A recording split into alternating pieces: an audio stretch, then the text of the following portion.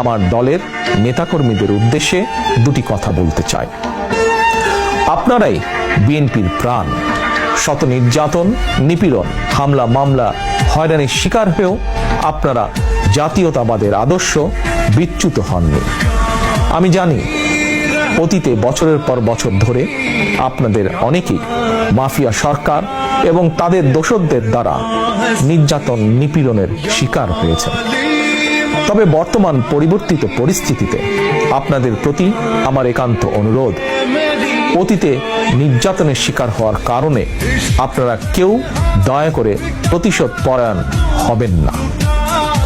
কেউ দয়া করে নিজের হাতে আইন তুলে নেবেন না, বরং অন্যায় অবিচারের শিকার হলে আইনগত পদক্ষেপ নিন।